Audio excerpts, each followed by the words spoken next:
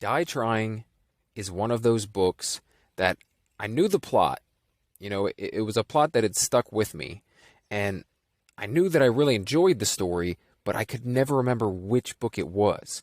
Because there's another one that has a similar plot. Like, I always get this one and another one mixed up. I know there's at least one other book where Reacher is essentially kidnapped and spends most of the story on the road, held up with a female cohort at gunpoint. And they eventually team up by the end of the story. And, I knew I enjoyed both of the stories, but I can never remember which is which when they start out. So it's obviously I've read these books a few times over.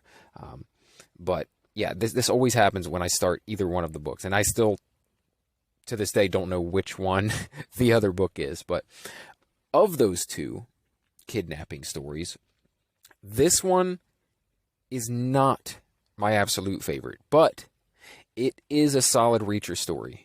And I guess it kind of had to be, right? This second book in the series had a lot on its shoulders. The success or failure of this second installment would determine whether or not Reacher was going to be an ongoing series or just, one really good book called Killing Floor. So, all right, let's hop into it. So this one starts off with a bang, right? You jump right into the action. There's no slow lead in here. Jack's sitting, he's not sitting in a coffee shop like in a lot of the books, right? Having breakfast or, getting off a Greyhound or whatever. The action is on from the word go. And Reacher and this woman, later revealed as FBI agent Holly Johnson, are both kidnapped in broad daylight outside of a dry cleaner's. And this is how the book starts off. I mean, it's like right into the action. And one of the things that this book does so well is it really highlights Jack's calm, laissez-faire attitude under pressure. I absolutely love it. Like, I don't think we saw as much in Killing Floor as we do in this, because in Killing Floor he was his blood was boiling. His brother had been killed. I mean, he was raging.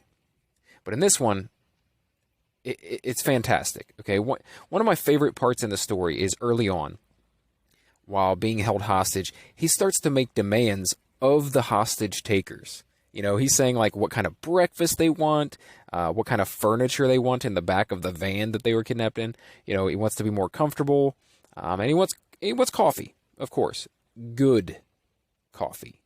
It's ridiculous, it's hilarious, and it's what we now refer to as classic Jack Reacher. So, when they finally arrive at their destination, they're on this 60-mile by 60-mile compound in Montana, in the middle of the wilderness, and this land has been coveted by this militia group called the Montana Militia. And these guys are hell-bent on declaring their independence from the United States and being recognized as a sovereign nation. And we've seen this kind of stuff play out in the media before. This is a real thing. There are groups that have wanted to do this, right? Never works out very well for them.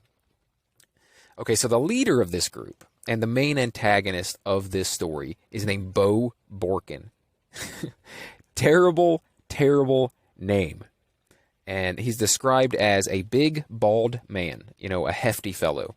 And honestly, I kind of picture him as, if you've ever seen the Daredevil series on Netflix, I picture him as Vincent D'Onofrio, that version of Wilson Fisk, the Kingpin in that series, just with a higher voice, right? Because he is also described as having a distinctly high voice. And the voice artist who narrates this, now let me just say, because I have to mention it. If you've listened to my reviews before, I always listen to the audiobooks, and that Dick Hill is Jack Reacher for me. This book was actually not, it was one of the, I think, 3 books in the series that was not narrated by Dick Hill. And, I got a lot of love for Dick Hill, man, and so it goes kind of without saying that not having him voicing this book was a letdown for sure. But Jonathan McLean, who reads this audiobook, does a pretty good job, and he does an awesome job at portraying an annoyingly high man voice. I actually think, like, I hated Bo Borkin every time he talked. Anyway, so, you know, when it really comes down to it, Bo Borkin is actually a pretty good antagonist, okay? He's extremely unlikable, and he has a cause, right? He's not just evil for the sake of being evil. He's not a run-of-the-mill mustache-twirling baddie, you know, so I appreciate that. And I like an antagonist that have a reason, no matter how misguided, for doing what they do. You know, it gives the story much more substance, and it makes it feel less like a cartoon, right? Or a comic book. Another cool thing about this book is we get the first appearance of General Garber. I'm pretty sure, I don't think he's ever mentioned in Killing Floor. But he is a recurring character. We see him all throughout these 25 books on several occasions. This is the first time we meet General Garber, he was Jack Reacher's commanding officer when he was in the military police. So that was pretty cool just to go back and find where he originally first appeared. Pretty cool. Okay. As always, I don't like to spoil the conclusion, just in case someone hasn't read or has yet to finish the book. But overall, this was a good one. I enjoyed it very much. It's not in my top 5. I mean, you got to be a damn good book to be in my top 5 Reacher stories, and this isn't that. But a solid story. Great action, great dialogue. And it told us a few more facts, about Reacher and his history. And as I said, it's a great follow-up to Killing Floor that essentially turned this into an ongoing series. It had to be good.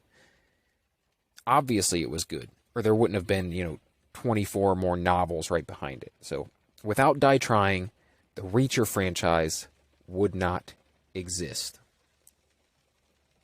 All right.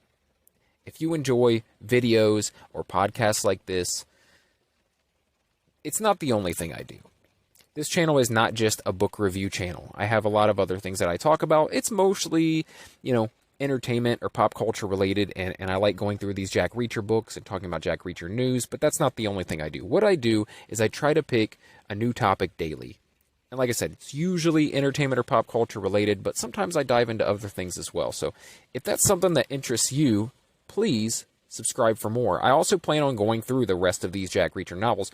Obviously, I'm only on the second book right now. I've done a couple of the later books already. You can find those on my channel if you're interested. But I plan on going through every single one, including the novellas and short stories, and doing a review on them.